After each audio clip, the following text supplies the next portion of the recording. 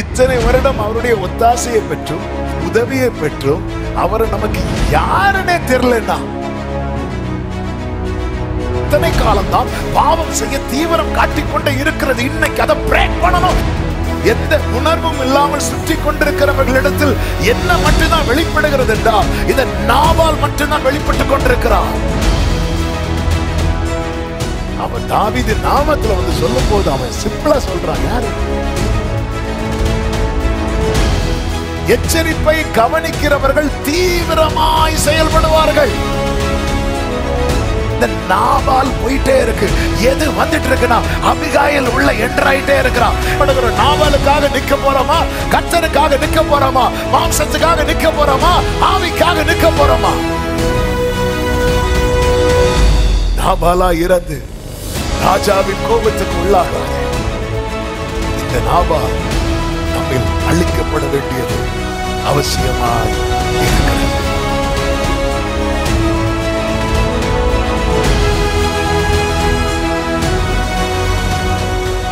நாம் கர்த்தருடைய வார்த்தையை கேட்க போகிறோம். ஒரு விஷயம் கூட இருக்கிற இடத்திலே கண்களை மூடி தலைகளை தாழ்த்தி கர்த்தர் நம்மோடு கூட பேசும்படியா. S Lord.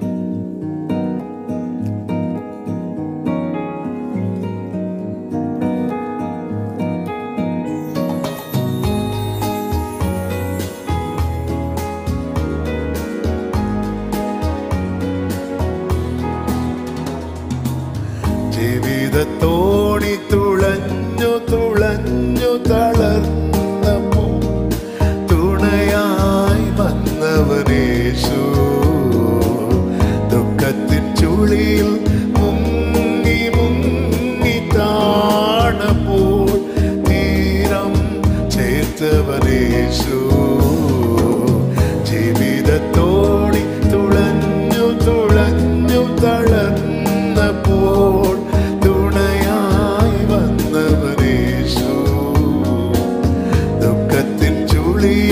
മുങ്ങി മുങ്ങി താണപ്പോൾ തീരം ചേർത്തവനേശു.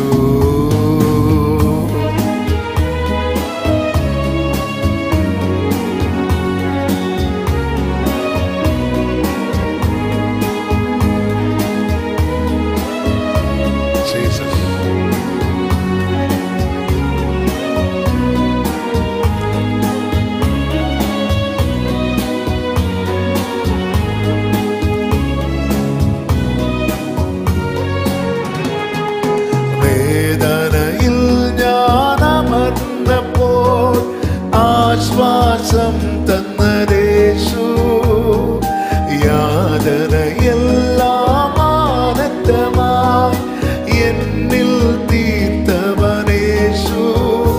എന്റെ ഘോര ദുരിതങ്ങളെല്ലാം നന്മയായി മാറ്റിയദേശു. എന്നും എന്നും തൻ കൈകളിൽ എന്നെ കാത്തവനേശു. ജീവിതത്തോണി തുളഞ്ഞു തളർന്നപ്പോൾ തുണയായി വന്നവനേശു.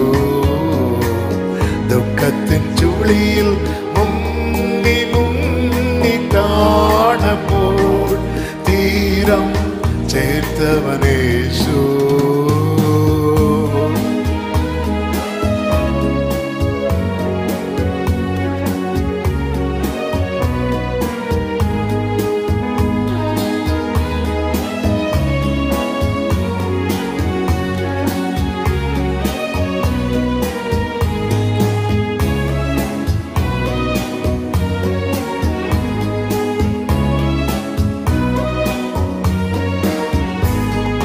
കുരിശു ചുമന്നു തളർന്നപ്പോൾ താങ്ങി നടത്തിയദേശു.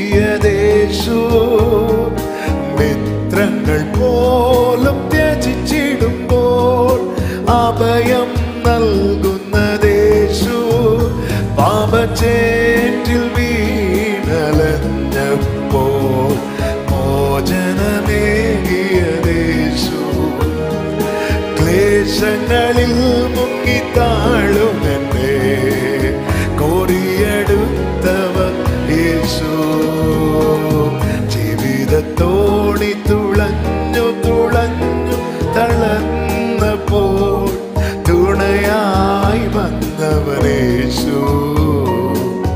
துக்கத்தின் சுழியில் முன்னி முன்னி தாழப்போ தீரம் சேர்த்தவனேசு.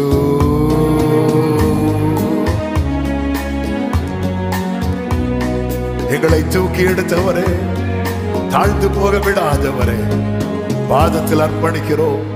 தொடர்ந்து எங்க கூட பேசுங்கப்பா, மீட்பர் நாமத்தில் பிதாவே, ஆமென். ஒரு விசை கூட கரங்களை உயர்த்தி ஹல்லேலூயா.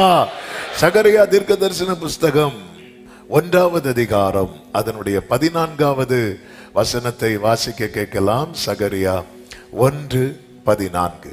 அப்பொழுது என்னோட பேசின தூதன் என்னை நோக்கி, சேனைகளின் கர்த்தர் உரைக்கிறது என்னவென்றால், நான் எருசலேமுக்காகவும் சீயோனுக்காகவும் மகா வைராக்கியம் கொண்டிருக்கிறேன்.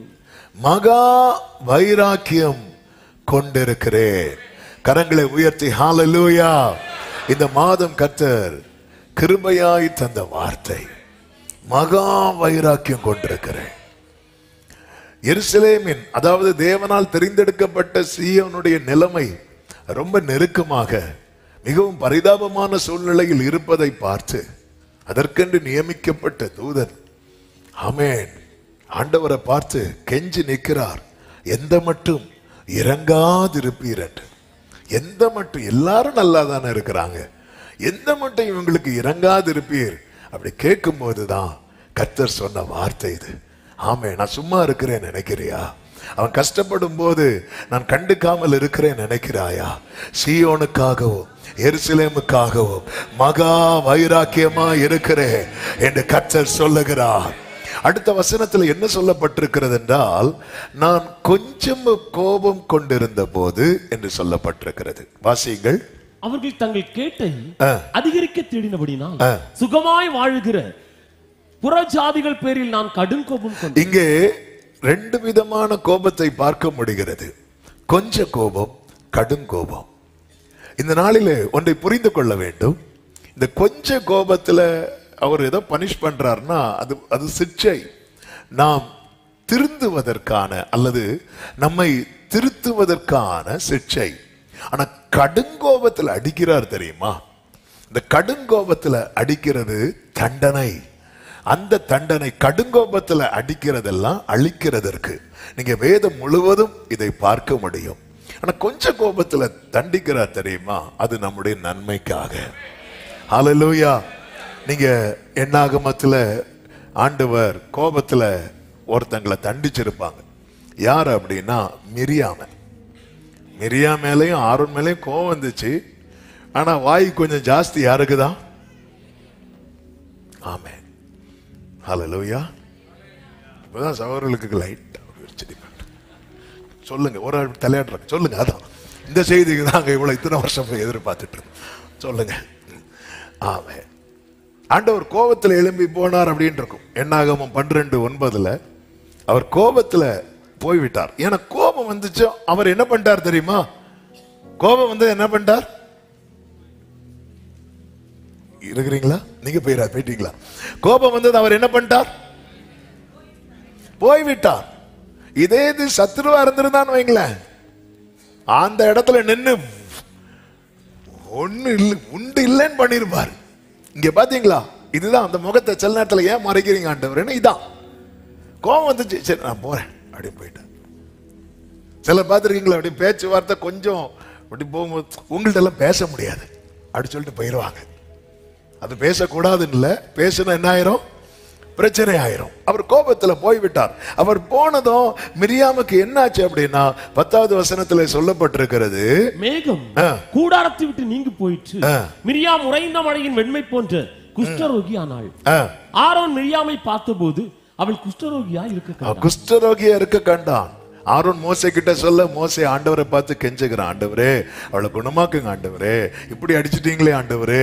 சொல்லும் போது கர்த்தர் என்ன சொல்லுகிறார்? 14வது வசனத்துல, மோசேயை நோக்கி, அவள் தகப்பன் அவள் முகத்திலே காரி துப்பினது உண்டானா? அவள் 7 நாள் வெட்கப்பட வேண்டாமோ?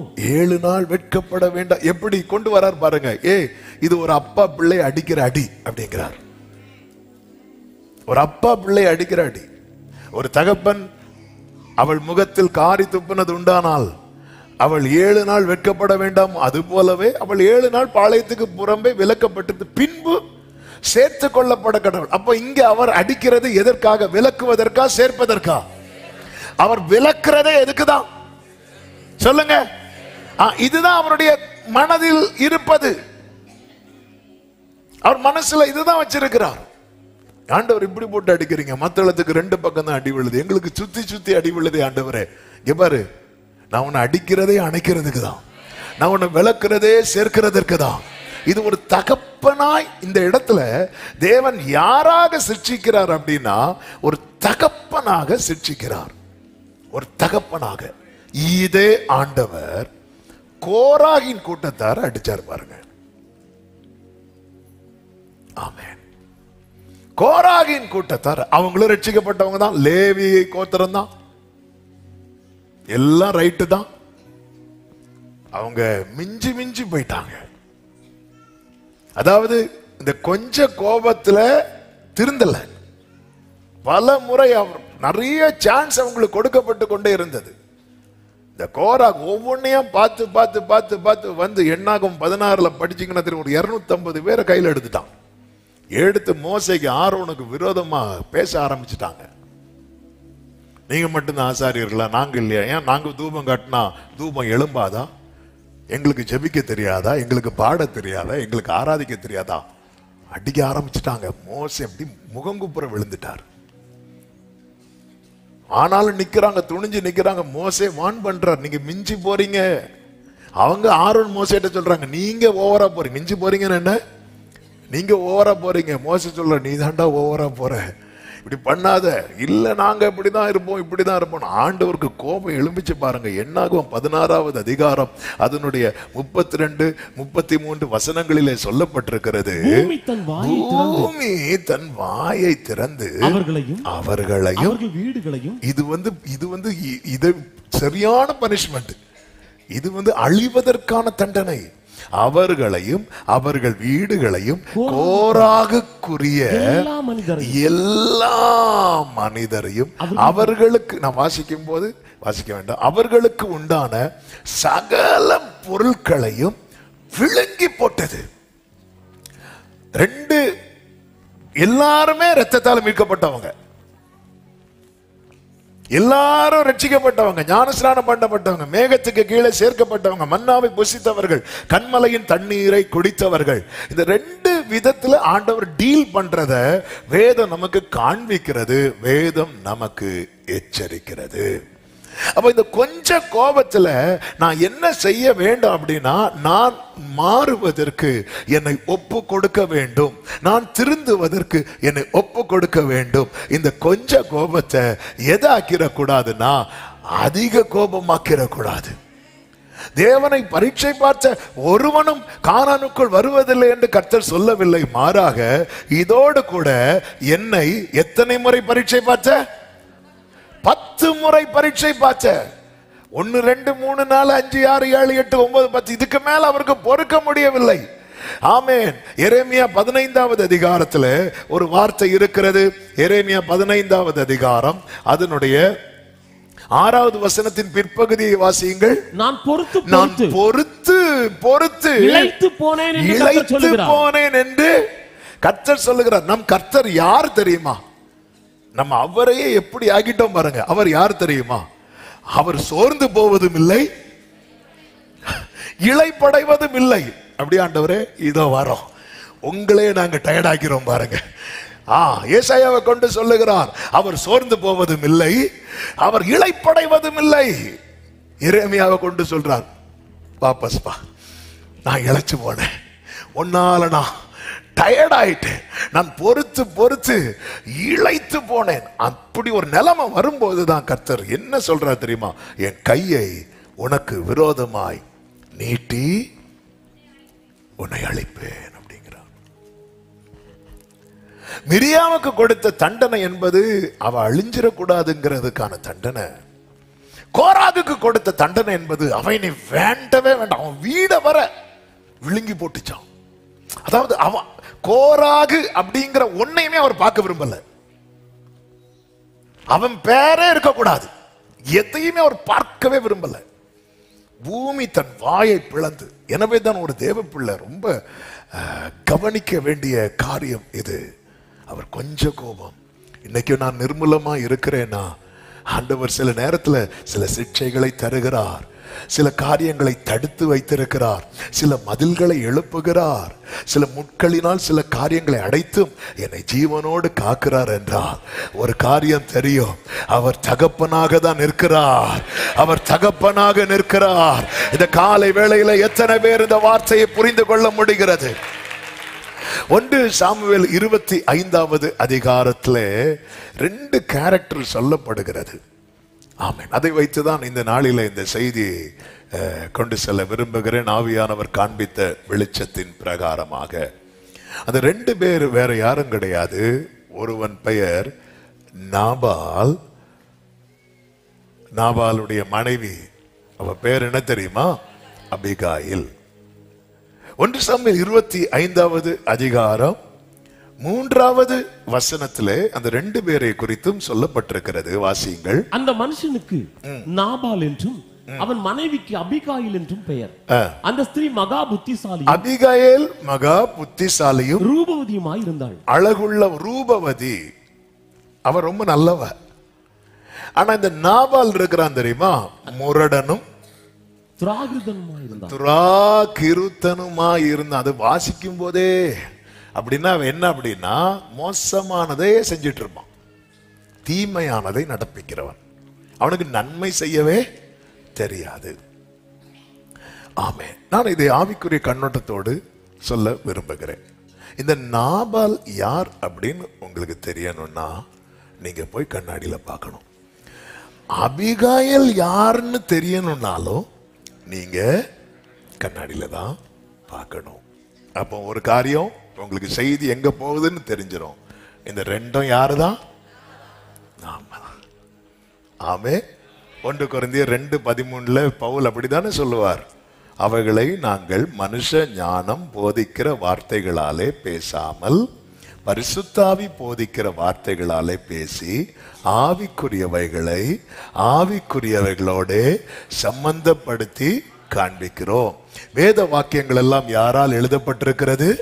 தேவ ஆவியால் எழுதப்பட்டிருக்கிறது. எனவே இது ஆவிக்குரியவை. அப்படிதான் பைபிள் நமக்கு கொடுக்கப்பட்டிருக்கிறது. சரித்திரமாய் படித்துட்டு போனா நாபால்னு ஒருத்தன் இருந்தான் அப்படின்னு சொல்லிட்டு போயிடுவோம். ஆனால் இந்த நாளிலே ஆமே நல்ல புரிந்து கொள்ளுங்கள். ஆமென். இந்த நாபால் நம்மில் அழிந்தால்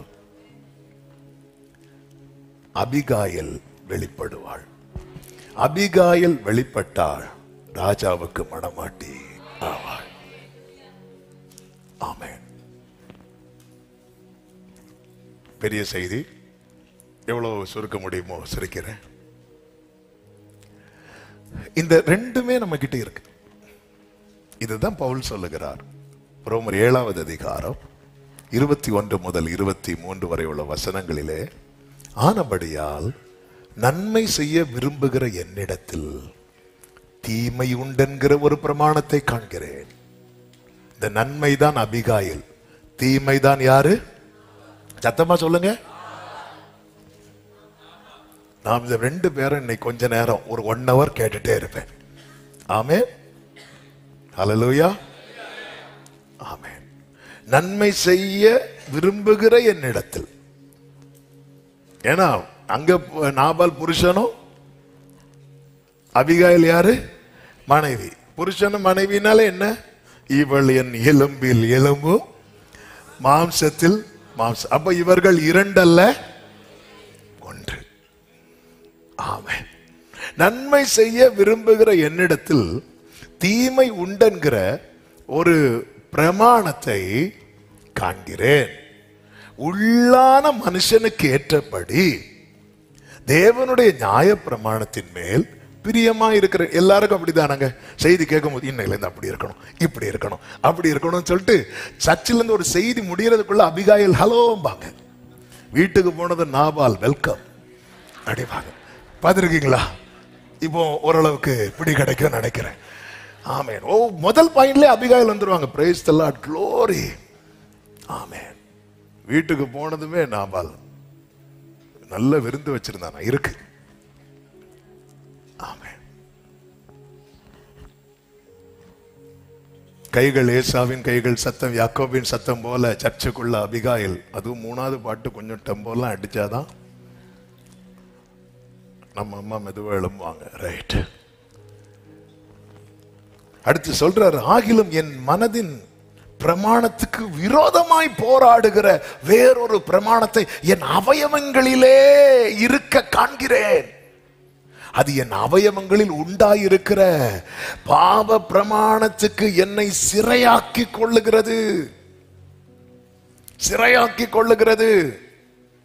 நாபாலும் அபிகாயிலும் இருந்தாலும் டெசிஷன்லாம் யார்தான் இப்ப இதுவரை எடுத்துட்டு இருக்கிறா அப்படின்னா நாபால் தான் எடுத்துட்டு இருக்கிறான்.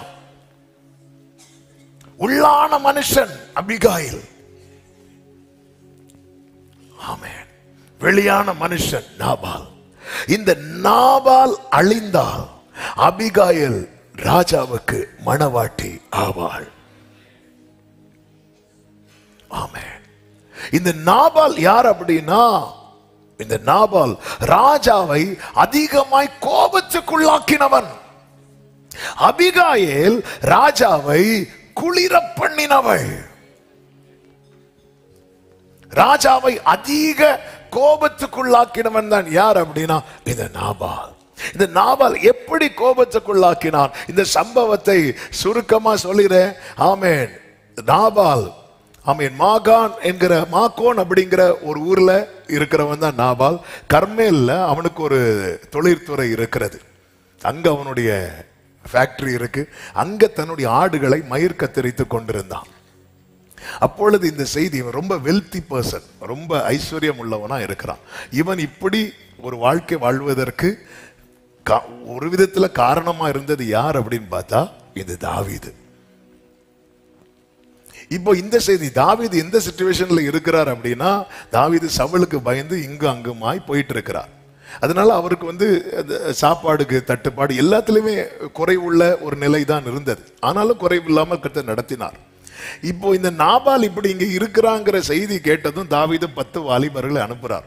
10 வாலிபர்களை அனுப்பி சொல்றாரு, நீங்க போய் என்னுடைய நாமத்தினாலே, நான் சொல்லுகிற வார்த்தைகளை நீங்க மனதில் வைக்கணும், என்னுடைய நாமத்தினாலே நீங்கள் அவனிடத்துல போய் என் பெயரை சொல்லி அவன் சுக செய்தியை விசாரித்து, இப்படி தாவீது விசாரிக்க சொன்னார்லாம் சொல்லிட்டு, தாவீது அதாவது உம்முடைய மெய்ப்பர்கள் வந்தபோது நாங்கள் அவங்கள எப்படியெல்லாம் பாதுகாத்தோம், இதெல்லாம் அவங்களுக்கு ஞாபகப்படுத்திட்டு அவங்களுக்கு எந்த அளவுக்கு உதவ முடியுமோ அந்த உதவியை போய் கேட்டுட்டு வாங்க அப்படி சொல்லி நாபால் இடத்துல தாவீது 10 ஆட்களை அனுப்புகிறான். அனுப்புறவங்க போகும்போது நாபால் அவங்கள ரொம்ப மோசமா ட்ரீட் பண்ணி திருப்பி விட்டுருவான். இதை கேட்டதும் ராஜாவுக்கு கோபம் அவன் இனி இருக்கவே கூடாதுன்னு சொல்லிட்டு அந்த கோபத்தில் எழுந்து தன்னோடு இருக்கிற 600 பேர்ல ஒரு 400 பேரை கூட்டி கொண்டு போகும்போது அபிகாயில் எதிர்கொண்டு வந்து அந்த கோபத்தை ஆற்றி திருப்பி அனுப்புவான். இதன் பிறகு அபிகாயில் வீட்டில் இந்த மேட்ரை சொன்னதும் நாபால் கொஞ்ச நாள்லே அவுட்டு. அதன் பிறகு அபிகாயில் தாவீதுக்கு மனைவியாக மாறுவாள். இதுதான் சரித்திரம். இந்த சரித்திரத்திலிருந்து கர்த்தர் நம்மோடு கூட பேச விரும்புகிற காரியத்தை உங்கள் மத்தியில் நான் சொல்ல விரும்புகிறேன். ஒரே 2 நிமிஷத்துல இந்த ஸ்டோரி உங்களுக்குள்ள போயிருக்கும்னு நான் நம்புறேன். கர்த்தர் உங்களை ஆசீர்வதிப்பாராக.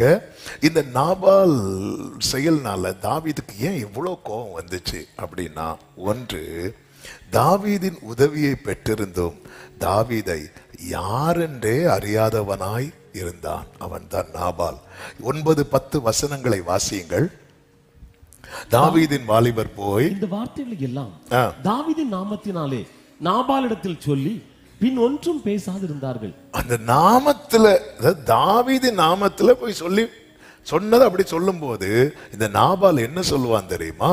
அடுத்த வசனத்துல, நாபால் தாவீதின் ஊழியக்காரருக்கு பிரதியுத்தரமாக தாவீது என்பவன் யார்? ஈசாயின் குமாரன் யார் அப்படிங்கிறான். அவன் யாரு? ஈசாயின் குமாரன் யாரு? யாருன்னு எனக்கு தெரியாது அப்படிங்கிறான். ஆமென். ஏன் தாவீதே நாபால் மேல நீங்க இவ்வளவு கோபம்? ஏன் ஆண்டவரே? இந்த கோபம் உண்மையை நீங்க கவனிச்சீங்கன்னா வேதனை கோபமாய் மாறுகிறது. நல்ல கவனிக்கணும் இந்த வார்த்தை. என்னது என்ன தெரியவே தெரியாதுன்னு சொல்லிட்டானா. அவன் யாரு? ஈசாயின் குமாரன் யார்? பிதாவின் குமாரன் யார்? தேவனுடைய குமாரன் யார்? தெரியல. ஆண்டவர் கேட்கிறார், ஜனங்கள் என்ன யார் என்று சொல்லுகிறார்கள்? எல்லாரும், ஒருத்தர் கூட சொல்லல இவர் தேவனுடைய குமாரன் என்று. எரேமியான்னு சொல்றாங்க, ஆமென், எலியான்னு சொல்றாங்க, யோவான் ஸ்நானன் சொல்றாங்க. ஆண்டவரடி பார்த்தார், நீங்க என்ன யாருன்னு சொல்றீங்க? எரேமியான்னு சொன்னதுல அவருக்கு சந்தோஷம், ஆனா திருப்தி இல்ல. திருப்தி இல்ல, நல்லா கவனிக்கணும். எலியான்னு சொன்னதுல அவருக்கு சந்தோஷம், ஏன்னா அவங்க எல்லாருமே இவரை சார்ந்தவங்க தானே. ஆனா அவருக்கு என்ன இல்ல தெரியுமா? திருப்தி இல்ல. திருப்தி இல்லாததுனாலதான் இன்னும் கேட்கிறார், நீங்க என்ன யாருன்னு சொல்றீங்க? அப்படியா, என்ன யோவான் ஸ்நானன் சொல்றாங்களா? பரவாயில்லையே அப்படின்லாம் இல்ல. அப்படியா அப்படியா, ஓகே, என்னாண்டவரே, ஹாப்பியா இல்ல? ஹாப்பி தான், ஆனா திருப்தி இல்ல, திருப்தி இல்ல. ஆமே, என்னை இன்னொரு நபரோடு ஒப்பிட்டு சொல்வதில், இன்னொரு நபர்னா பைபிள் உள்ள நல்ல கேரக்டரோடு ஒப்பிட்டு சொன்ன நம்ம எல்லாருக்குமே எப்படிதான் இருக்கணும்? சந்தோஷமா இருக்கணும். என்ன இருக்கக்கூடாது தெரியுமா? திருப்தி இருக்கக்கூடாது. எதுல மட்டும்தான் திருப்தியா இருக்கணும் தெரியுமா? இவர் தேவனுடைய குமாரன். அல்லேலூயா, ஆமென், ஆமென். நம்மள ஈஸியா யாக்கோபுன்னு சொல்லிடுவாங்க, அப்பாவை ஏமாத்தினா. என்ன வந்து யாரும் எங்க வீட்டுல எல்லாரும் எப்படி தெரியுமா கூப்பிடுவாங்க? யாக்கோபு என்று கூப்பிடுவார்கள். பரவாயில்லையே, எப்படி கூளை கொடுத்து ஏமாத்தினா, மேட்ரை சொல்ல மாட்டாங்க. ஆமென். இப்படி நம்ம நிறைய கேரக்டர் கூட மேட்ச் ஆகும். நீங்க என்ன யாருன்னு சொல்றீங்க? யாரும் சொல்லாம இருந்த போது பேதுரு சொல்றான், நீர் தேவனுடைய குமாரன் ஆகிய கிறிஸ்து சொன்னதும் இயேசுக்கு அவ்வளவு சந்தோஷம். இவங்களும் நீர் எரேமியா, நீர் தீர்க்கதரிசிகளில் ஒருவர், இப்படியே சொல்லிட்டு இருப்பாங்கன்னு பயங்கல. ஏன்னா 14வது அதிகாரத்துலதான் சீஷர்கள் எல்லாம் இவரை என்ன சொல்றாங்க தெரியுமா? காற்றும் கடலும் இவருக்கு கீழ்ப்படுகிறதே, இவர் யாரோ? இத்தனை வருடம் அவருடைய ஒத்தாசையை பெற்றும் உதவியை பெற்றும் அவரை நமக்கு யாருன்னே தெரியலன்னா, என் ஜனங்கள் செய்த தீமை என்னவென்று கர்த்தர் சொல்லுகிறார். ஏசாயா 1:3 மாடு தன் எஜமானையும் கழுதை தன் முன்னனையும் அறியும், இஸ்ரவேலோ அறிவில்லாமல். எஜமான் யாருன்னு தெரியல, முன்னணை எதுன்னு தெரியல. அவர் சமூகத்தை குறித்தும் அவரை குறித்தும் அறிவில்லாம இருக்கிறாங்க, உணர்வில்லாம இருக்கிறாங்க. இது தேவனுடைய வேதனை. அதனுடைய 1வது வசனத்தில் இருக்கு, என் ஜனத்தை நான் வளர்த்து ஆதரித்தேன் என்று சொல்லப்பட்டிருக்கிறது. 2வது வசனத்தை வாசியுங்கள்.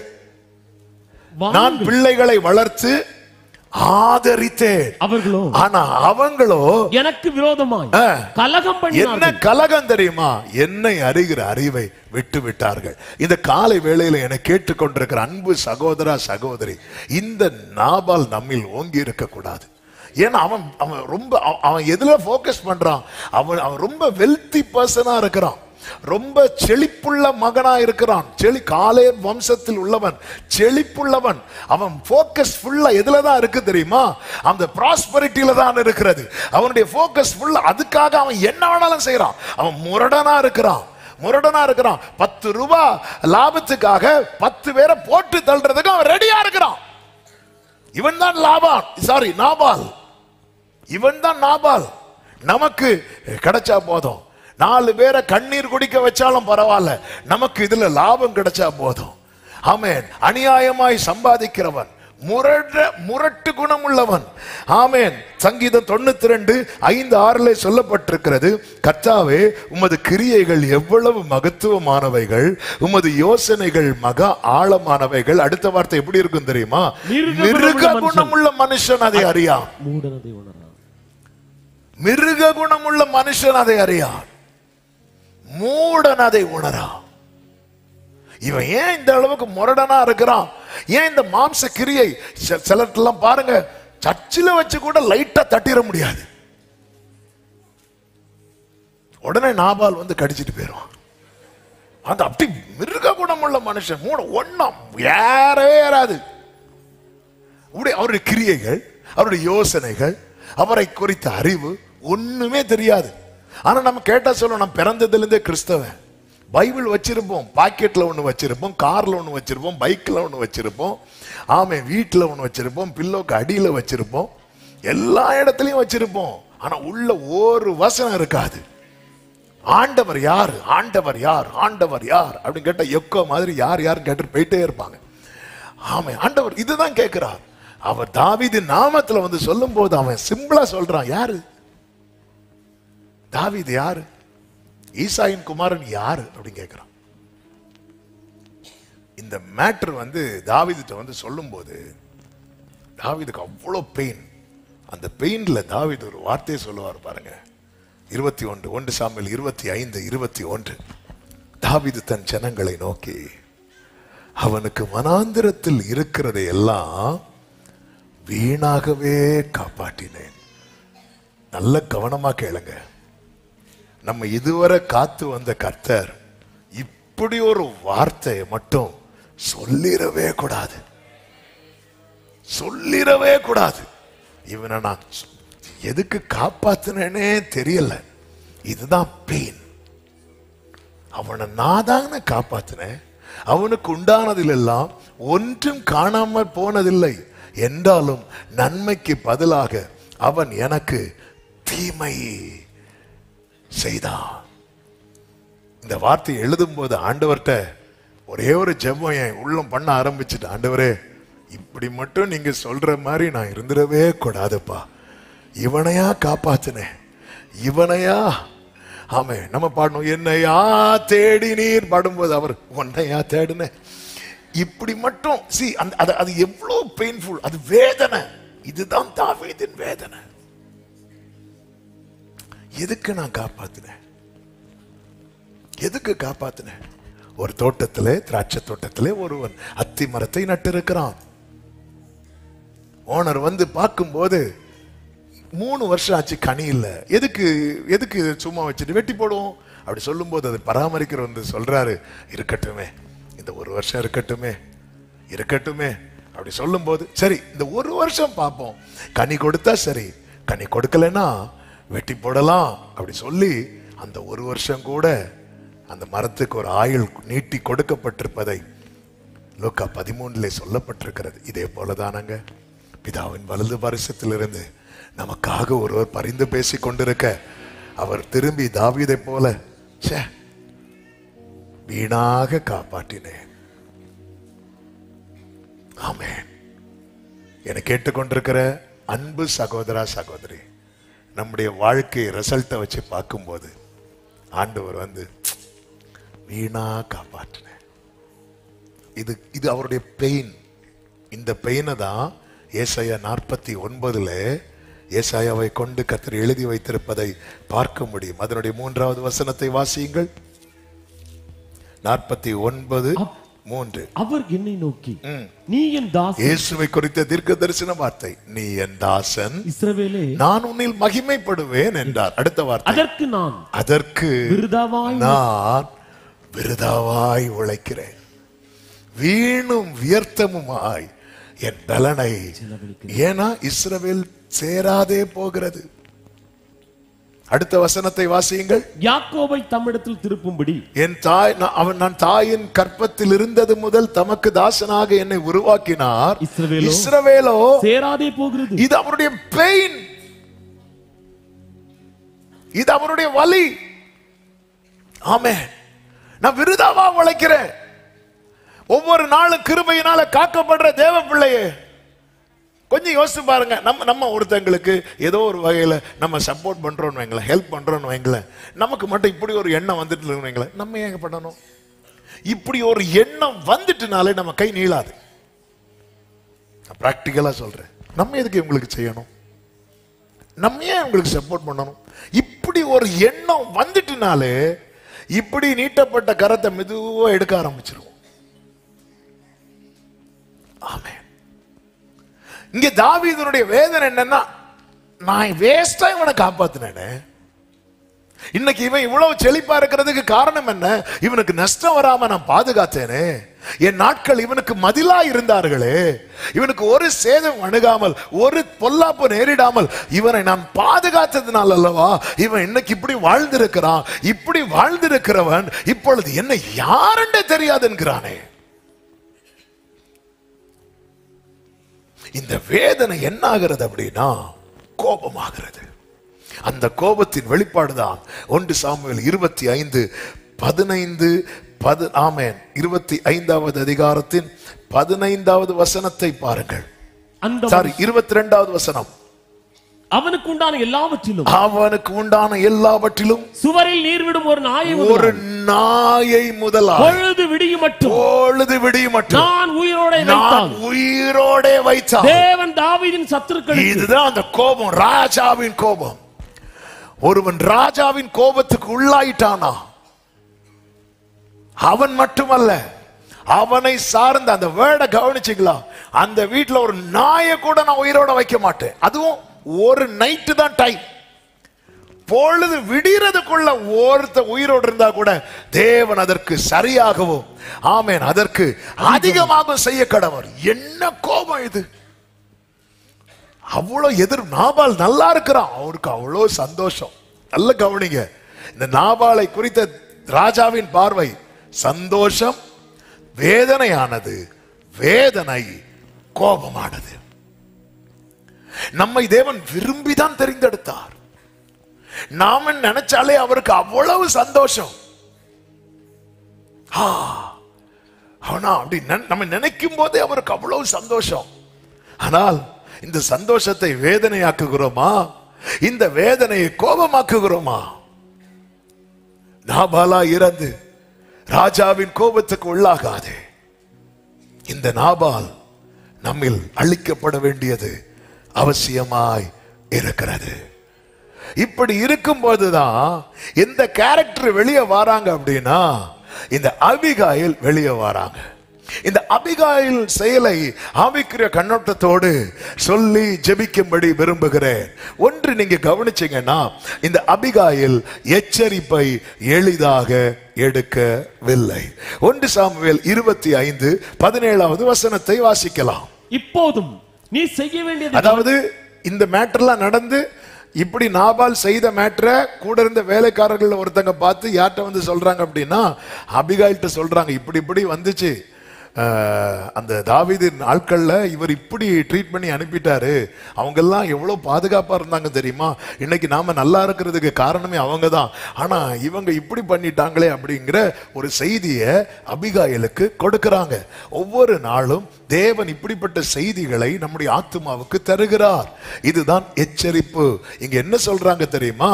ஆமே, நம்முடைய எஜமான் மேலும் அவருடைய வீட்டார் யாவர் மேலும் நிச்சயமாக ஒரு பொல்லாப்பு வருகிறதாய் இருக்கிறது. இது ஒரு வார்னிங், எச்சரிப்பு. இந்த அபிகாயில் யார் அப்படின்னா எச்சரிப்பை கவனிக்கிறவள், எச்சரிப்பை கவனிக்கிறவள். இந்த உள்ளான மனுஷன் புதிதாக்கப்பட்டிருக்கிறான் என்பதின் அடையாளமே என்ன தெரியுமா? எச்சரிப்பு, வார்னிங்குக்கு செவி கொடுப்பான். எச்சரிப்பை எளிதா எடுக்கவில்லை, அப்படியே சொல்லிட்டு போனாங்க, சரி அடுத்த வாட்டி வரும்போது பார்க்கலாம். இந்த நாபாலோ அவன் குடித்து வெறித்திருக்கிறான். நீங்க அடுத்த கீழே படிச்சீங்கன்னா தெரியும், அவன் இவ்வளவு சம்பவம் நடந்து நான் இப்படி பண்ணிட்டேனே அப்படிங்கிற கொஞ்சம் கூட உணர்வு இல்லாமல், ஆமேன், அபிகாயில் போய் ராஜாவை சந்தித்துட்டு வரும்போது வீட்டுல என்ன நடக்குது? ஆமேன், அதனுடைய 36வது வசனத்தை பாருங்கள். அபிகாயில் நாபாலிடத்தில் வந்தபோது இதோ ராஜ விருந்துக்கு ஒப்பான விருந்து அவன் வீட்டிலே நடந்தது. அவன் இருதயம் உணர்விலே இல்லாதவன். இப்படி நான் தாவீதுக்கு சொல்லிட்டேனே, இப்படி என்னுடைய புத்தியினத்தினால சொல்லிட்டேனே என்கிற எந்த உணர்வுமே இல்லாம அவன் ஜாலியா தான் இருக்கிறான். அவன் ஜாலியா தான். எத்தனை எச்சரிப்பின் சத்தம் வந்த பிறகும், எத்தனை உணர்த்தும் வார்த்தைகள் வந்த பிறகும், எந்த உணர்வும் இல்லாமல் சுற்றி கொண்டிருக்கிறவர்களிடத்தில் என்ன மட்டும்தான் வெளிப்படுகிறது என்றால் இந்த நாபால் மட்டும்தான் வெளிப்பட்டு கொண்டிருக்கிறார். ஆனால் அபிகாயில் அப்படி அல்ல. ஐயோ, இப்படி ஒரு புத்தீனத்தினால இப்படி ஒரு பொல்லாப்பு வருகிறதா? அவள் எச்சரிப்பை கவனிக்கிறாள், எச்சரிப்பை எளிதாய் எடுக்கவில்லை.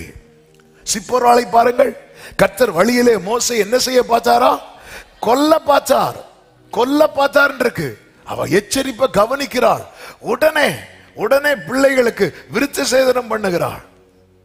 இரத்த சம்பந்தமான புருஷன் என்று அந்த உடன்படிக்கைக்கு அவள் ஒப்பு கொடுக்கிறாள்.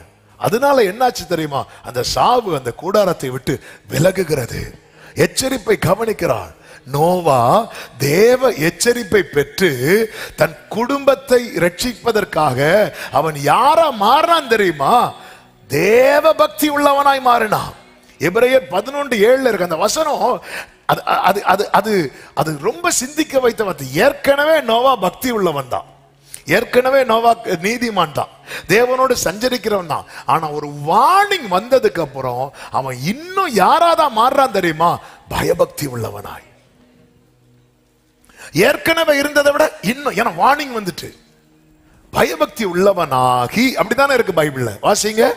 நோவா தற்காலத்திலே காணாதவர்களை குறித்து தேவ எச்சரிப்பை பெற்று பயபக்தி உள்ளவனாகி. அந்த வேட கவனிச்சீங்களா? வார்னிங் வந்தது. அதாவது நான் தேவனோட சஞ்சரிக்கிறவன் தானே, நான் நீதிமான் தானே. அப்ப வார்னிங் வருது, யாருக்கோ வருது இல்ல. இன்னைக்கு அநேகருடைய மனநலம் என்ன தெரியுமா? புருஷன் வந்திருக்க மாட்டாங்க, மனைவி வந்திருப்பாங்க. இப்படிப்பட்ட செய்தி வரும்போது, பாஸ்டர் இன்னைக்கு நாபால் வரல பாஸ்டர். ஆமென். சிலர் எழுதி வச்சிருக்காங்க, இது என் புருஷனுக்கு. நாபால் வரல பாஸ்டர், அபிகாயில் தான் வரல.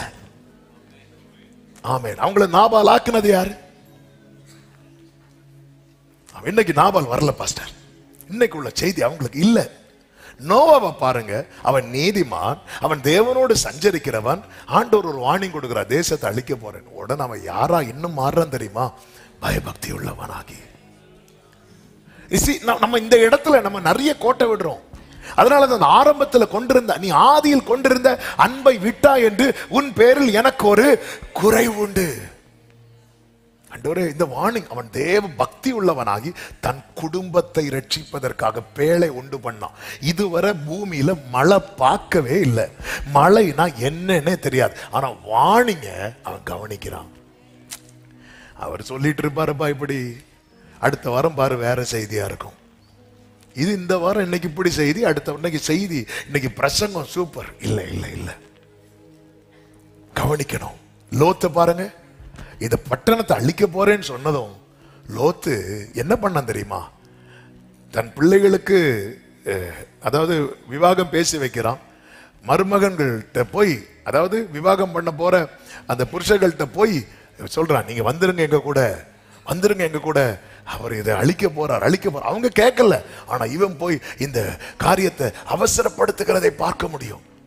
எச்சரிப்பை பெற்று எளிதாய் இருக்கவில்லை. இவள் என்ன செய்கிறாள் பாருங்கள். 1 சாமுவேல் 25 அதனுடைய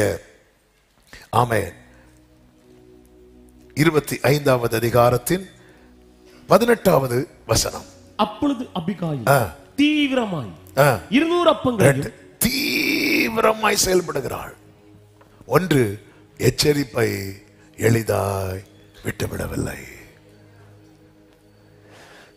இனி நான் தாமதிக்க கூடாது, இனி அடுத்த பாஸ்டிங் பிரேயர் பார்ப்போன்னு இருந்துடக்கூடாது.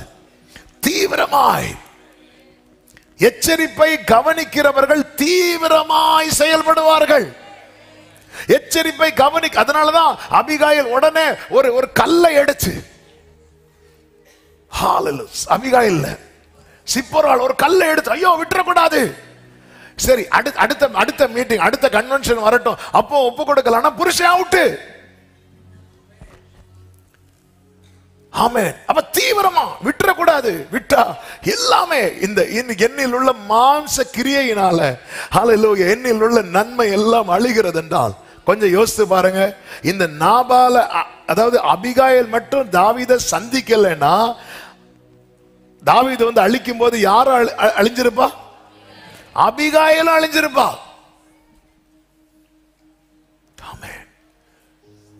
மீட்டு கொண்ட ஆத்துமா நமக்குள்ள இருந்தும் நம் பாவத்திலே மரிப்போம் என்றால் அந்த ஆத்துமா சேதமாகும் அல்லவா? அதனாலதான் நல்ல போராட்டத்தை போராடினேன், ஓட்டத்தை முடித்தேன், விசுவாசத்தை காத்துக்கொண்டேன். அதனாலதான் சொல்லப்பட்டிருக்கிறது, மேகம் போன்ற இத்தனை திரளான சாட்சிகள் சூழ்ந்திருக்க பாவமான யாவையும் பாரமான யாவையும் நம்மை சுற்றி நெருங்கி நிற்கிற பாவத்தையும் தள்ளிவிட்டு. ஏன்னா இவ எச்சரிப்பை கவனிக்கிறாள். இந்த மனாசே என்கிற ஒருவனை குறித்து வேதம் சொல்லுகிறது. 2 நாளாகும் 33வது அதிகாரம் அதனுடைய 9-10 வசனத்துல இந்த மனாசே என்ன செய்கிறானா, ஆமென், எருசலேமின் குடிகளும் பொல்லாப்பு செய்யத்தக்க மனாசே அவர்களை வழி தப்பி போக பண்ணினான். அப்பொழுது கர்த்தர் மனாசேயோடும் அவனுடைய ஜனத்தோடும் பேசின போதிலும் அவர்கள் என்ன செய்யல, கவனிக்கல. அவர் அப்படிதான் பேசிட்டு இருப்பார். என்னாச்சு தெரியுமா? ஆகையால் கர்த்தர் இப்ப ஆண்டவருக்கு எங்க கோபம் வருதுன்னா, இவன் கவனிக்காததுனால. இவன் செஞ்ச காரியம் வேதனை, ஆனா செஞ்ச காரியத்தை திருத்துன்னு சொல்லி ஒரு வார்னிங் கொடுக்கும் போது அந்த வார்னிங்க கவனிக்கல பாருங்க, அவருக்கு கோபம் வந்துச்சு. ஏன் ஆதாம் ஏவாளை வெளியே தள்ளினார் தெரியுமா? கோபம். கவனிக்கல. அவங்க எதை கவனிக்கல? அவர் கொடுத்த வார்னிங்க கவனிக்கல. ஒரு தேவ பிள்ளை வார்னிங்க கவனிக்கலனாலே அது தேவ கோபத்துக்குள்ளாக்கும். வார்னிங்க கவனிக்கல. அதனால என்னாச்சு? அசிரிய ராஜாவின் சேனாதிபதிகள் அவர்கள் மேல் வர பண்ணினார். சில காரியங்களை கர்த்தர் அனுமதிக்காம, நல்ல கவனிச்சுக்கோங்க, கர்த்தர் அனுமதிக்காம எதுவுமே நடக்காது, எதுவும் வராது. அப்படி கர்த்தர் அனுமதிக்கிறார்னா ஏன் அனுமதிக்கிறார்? 2 காரியம். ஒன்று, தேவனுக்கு அதை குறித்த வேறொரு சித்தம் இருக்கிறது, வேறொரு நோக்கம் இருக்கிறது. யோபுக்கு வர வச்சார்ல நோக்கம். ஆனா எல்லாம் அப்படி அல்ல, மற்றவைகள். இன்னொன்னு என்ன தெரியுமா? தேவனுடைய கோபம். அவர்கள் மனாசையை முச்செடிகளில் பிடித்து 2 வெண்கல சங்கிலியால் அவனை கட்டி. எப்படி கொஞ்சம் யோசித்து பாருங்க, முச்செடியில ஒருத்தனை பிடிச்சுன்னா, நமக்கு லைட்டா ஒரு முள்ளு குத்தினாலே, மீன் சாப்பிடும் போது ஒரு முள்ளு குத்தினாலே கண்ணெல்லாம் மேல போயிட்டு கீழே வருது. ஆண்டவர் நம்ம அதாவது நமக்கு எல்லாம் இருக்கான்னு கேட்டா இல்ல, ஆனா கிருபையா பாதுகாக்கிறார். அதாவது ஒரு சின்ன கேப் கிடைச்சா போதும், சத்துரு வந்து எப்படி பிடிக்கிறான் பாத்தீங்களா? நிக்க முடியுமா? உட்கார முடியுமா? முட்செடியில கொஞ்சம் அதை இமேஜின் பண்ணி பாருங்க. இந்த முட்படப்புலாம் இருக்குல்ல, அதுக்குள்ள உங்களை சென்டர்ல வச்சா எப்படி இருக்கும்? எப்படிங்க இருக்கும்? ஏதாவது பண்ண முடியுமா? திரும்ப முடியுமா? சிரிக்க முடியுமா? கொட்டாவி விட முடியுமா? ஆமா, எவ்வளவு பாக்கியவான்கள் நீங்க. ஹல்லேலூயா. சுத்தி பிடிச்சு இப்படி வச்சிட்டு இருக்கு, வாயை திறந்தா கிழிக்கும், ஒண்ணும் பண்ண முடியாது. தும்மல் வந்துச்சு, தும்ம முடியுமா? ஒண்ணும் பண்ண முடியாது. ஆண்டவர் வர பண்ணார். ஏன்? கவனிக்காம. இந்த அபிகாயில் பார்க்கிறா, விட்டுறக்கூடாது. அவ தீவிரப்படுத்துகிறாள். அவ தீவிரமா ராஜாவுக்கு கொடுக்க வேண்டியதெல்லாம் எடுத்து, அதாவது ராஜா எதிர்பார்ப்பை செஞ்சிடணும். அதுக்கு நான் தீவிரப்பட. அவர் என்ன எதிர்பார்க்கிறார்? நம்ம பல காரியங்களை எதிர்பார்த்து வருகிறோமே, நம்ம இடத்தில் அவர் என்ன எதிர்பார்க்கிறார்? அவர் சிம்பிளா, அவரால் தானே இன்னைக்கு வாழ்ந்துட்டு இருக்கிறோம். இன்னைக்கு அவரே யாருன்னு தெரியாம வாழ்ந்து என கேட்டுக்கொண்டிருக்கிற அன்பு சகோதரா சகோதரி, ஆவியானவர் சபைகளுக்கு சொல்லுகிறதை காதுள்ளவன் கேட்க கடவன். ஹல்லேலூயா. இந்த அபிகாயில் தீவிரப்படுத்துகிறாள். வேலைக்காரருக்கு கிட்ட பொருட்களை கொடுத்து நீங்க ஃப்ரெண்ட்ல போங்கன்னு சொல்லி இவளும் புறப்பட்டு போகிறாள். பாருங்கள் 23வது வசனத்தை பாருங்கள். அபிகாயில் தாவீதை காண்கையில் தீவிரமா, அந்த தீவிரம் அவள்கிட்ட குறையவே இல்லை. தீவிரமாய் கழுதையை விட்டு இறங்கி தாவீதுக்கு நேராக தரையில் முகங்குப்புற விழுந்து பணிந்து சரண்டர் ஆயிட்டா தீவிரமாய். அதுக்கப்புறம் ஒரு சம்பாஷணை நடக்க நான் அடுத்து சொல்றேன். இந்த மேட்டர் முடியும் போது தாவீது ஒரு வேர்டு சொல்லுவார் பாருங்க. அதனுடைய 34வது வசனம். நீ தீவிரமாய் என்னை சந்திக்க வராமல் இருந்தாயானால், மட்டும் தீவிரமாய் என்னை சந்திக்க வராமல் இருந்தாயானால், பொழுது விடி மற்றும் நாபாலுக்கு ஒரு நாயும் உயிரோட வைக்கப்படுவதில்லை என்று உனக்கு பொல்லாப்பு செய்ய எனக்கு இடங்கூடாது இருக்கிற இஸ்ரவேலின் தேவனாகிய கர்த்தரின் ஜீவனை கொண்டு மெய்யாய் சொல், நீ மட்டும் இதுல தீவிரம் காட்டலன்னா நாளை பொழுது விடியறதுக்குள்ள மொத்த குடும்பமே இல்லாம போயிருந்திருக்கும். நீ தீவிரம் காட்டுன, நீ தீவிரம் காட்டுன. இந்த காலை வேளையில சிலரோடு ஆவியானவர் எச்சரிக்கிறார், இன்னும் நீ அசதியா இராதே. உன்னில் அந்த தீவிரம் எங்கே? தீவிரம் காட்டு. நீ மட்டும் தீவிரம் என்னை சந்திக்கிறதுல நீ தீவிரம் காட்டின பாத்தியா, அதனால காக்கப்படுற. ஆமா, என்னை சந்திக்கிறதுல நீ தீவிரம் காட்டு. ஆமே, என் அவயவங்களில் போராடுகிற வேறொரு பிரமாணம் இருக்கிறது. அது பாவம் செய்ய தீவிரம் காட்டுகிறது. எத்தனை காலம்தான் பாவம் செய்ய தீவிரம் காட்டிக்கொண்டே இருக்கிறது. இன்னைக்கு அதை பிரேக் பண்ணணும் இயேசுவின் நாமத்திலே. ஆமென். கர்த்தரை தேடுகிறதுல தீவிரம் காட்டுங்கள், ராஜாவின் தயவு உங்க மேல. கர்த்தரை தேடுகிறதுல தீவிரம் காட்டுங்கள், ராஜாவின் தயவு. இந்த நாள் ஒரு பிரேக் த்ரூ இயேசுவின் நாமத்திலே. பாவம் வாசற்படியில படுத்திருக்கிறது காயினுக்கு. ஏன்னா அவன் பாவம் செய்யறதுல தீவிரம் காட்டுறான். மீட்டிங் முடிஞ்சு போனதும் அதை பண்ணணும், இதை பண்ணணும். மீட்டிங் முடிஞ்சு போனதும். ஹல்லேலூயா. இன்னைக்கு நாம் வச்சிருக்கிற ப்ரோக்ராம்ல என்ன? இன்னைக்கு நாம வச்சிருக்கிற என்னெல்லாம் ப்ரோக்ராம் வச்சிருக்கிறோம்? இதுல எது எது தேவனுக்கு வேதனையும் கோபத்தையும் உண்டாக்குது? அவ தீவிரம் காட்டுறா, தீவிரம் காட்டுறா.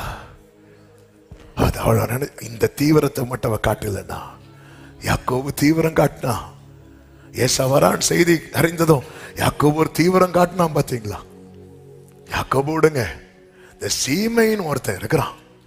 அவன் ராஜாவின் கோபத்துக்குள்ளானவன். ராஜா மேல எது தூக்கி போட்டான்? கல்ல தூக்கி போட்டான். இப்போ அவன் என்ன நினைச்சான்னா, இதோட ராஜா கதை முடிஞ்சுன்னு நினைச்சான், பிரச்சனை முடிஞ்சுன்னு நினைச்சான்.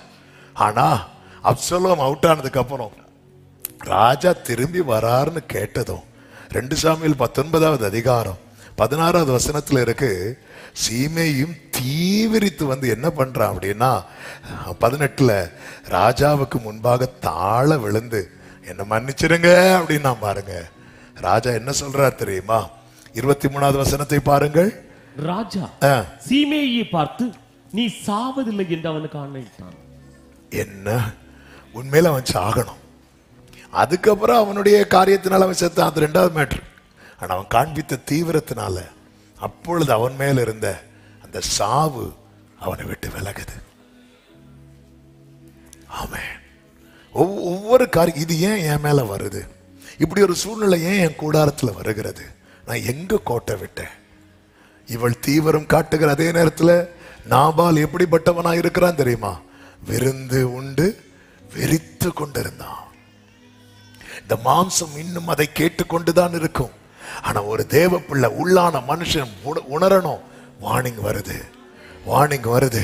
நான் ராஜாவை தீவிரமா சந்திக்கலன்னா ஒரு நாளை நான் காண்பேனா என்று எனக்கு தெரியாது. அவள் தீவிரமாய் சந்தித்தாள், தீவிரம் காண்பிக்கிறாள். 3வது 1 சாமுவேல் 25வது அதிகாரம் அதனுடைய 26வது வசனம், 27வது வசனம், 28வது வசனம். இப்போதும் என் ஆண்டவனே, நீ ரத்தம் சிந்த 23 முதலாவது வாசியுங்கள். அபிகாயில் தாவீதை காண்கையில் தீவிரமாய் கல்லை விட்டு இறங்கி தாவீதுக்கு நேராக தரையில் முகங்குப்புற விழுந்து பணிந்து அவன் பாதத்தில் விழுந்து. அதாவது இந்த வசனத்தெல்லாம் வாசிக்க டைம் இல்ல, நீங்க வீட்டுல போய் வாசித்துக்கோங்க. இந்த பாயிண்ட் மட்டும் சொல்றேன். இரக்கத்தை முன்வைத்து வேண்டுகிறாள். சிம்பிளா சொல்லணும்னா இந்த அபிகாயில் யாரு தெரியுமா? இரக்கத்துக்காக கெஞ்சுகிறாள். அதாவது ஒருத்தங்கள்ட்ட இரக்கத்துக்காக கெஞ்சுறாங்கனால எப்படி நிக்கிறாங்க தெரியுமா?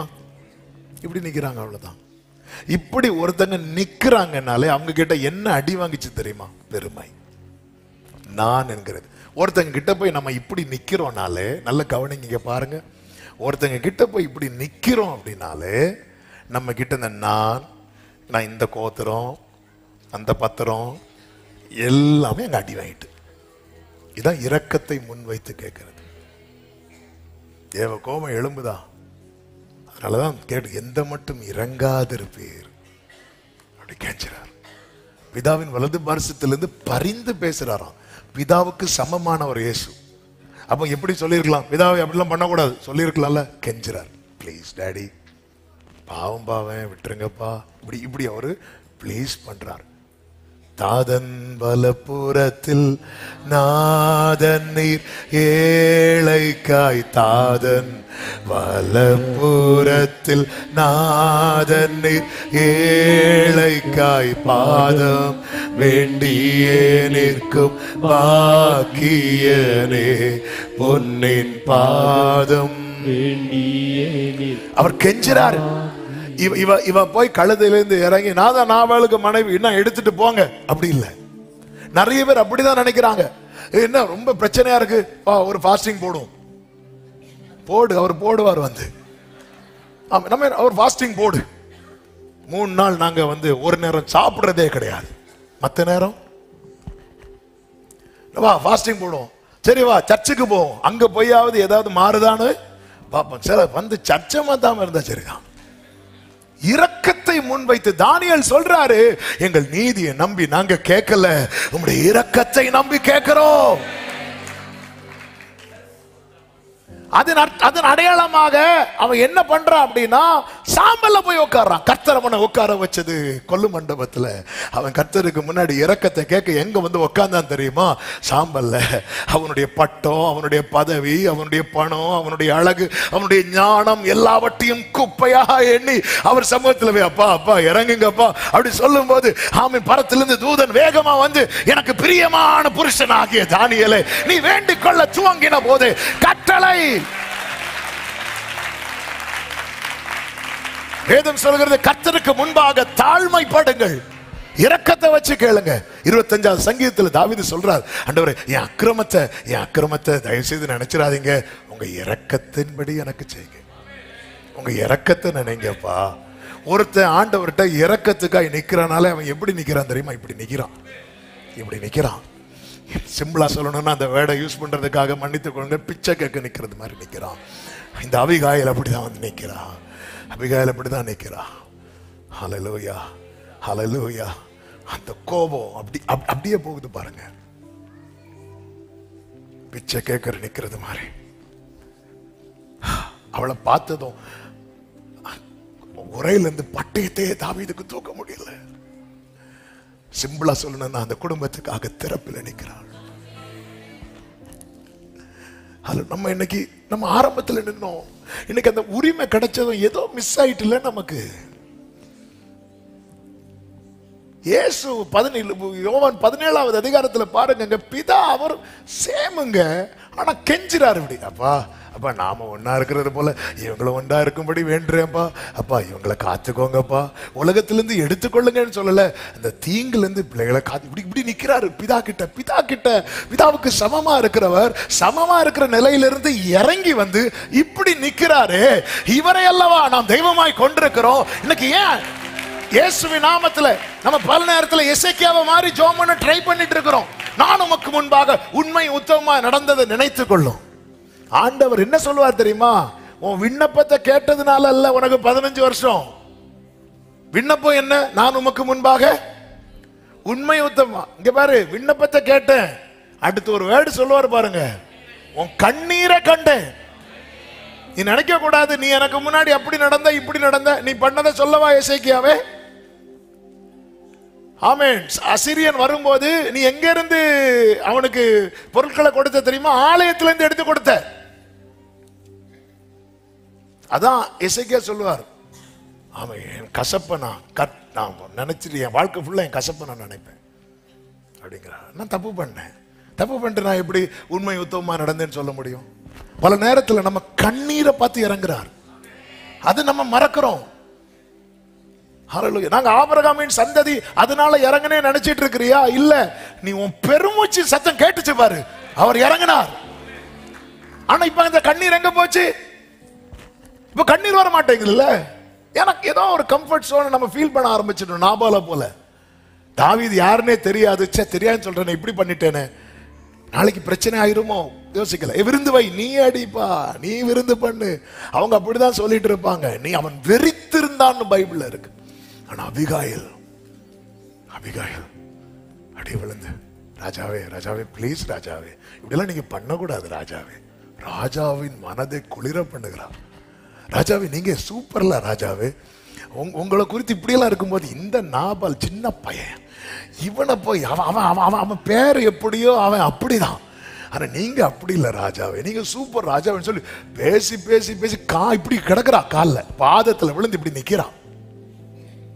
கொஞ்ச நேரம் அபிகாயில இந்த ராஜா அப்படி பார்த்துட்டே இருக்கிறாரு பாருங்க, மனசுல இருக்கிற கோபம் எல்லாம் கொஞ்சம் கொஞ்சமா போயிட்டே இருக்கு, ஆத்மாவை குளிர பண்ணிட்டே இருக்கிறா. நம்மளை கொஞ்ச நேரம் பார்த்தா இல்லாத கோபம் வருது, ஆனா அபிகாயில கொஞ்ச நேரம் பார்க்க பார்க்க பார்க்க பார்க்க பார்க்க பார்க்க இப்ப அவர் மனசுல இருந்து எது கொஞ்சம் கொஞ்சமா போயிட்டு இருக்குன்னா இந்த நாபால் போயிட்டே இருக்கு, எது வந்துட்டு இருக்குன்னா அபிகாயில் உள்ள என்ட்ராயிட்டே இருக்கிறான். நம்முடைய வெளியான மனுஷன் போய் உள்ளான மனுஷன் புதுப்பிக்கப்படணும். ஹல்லேலூயா.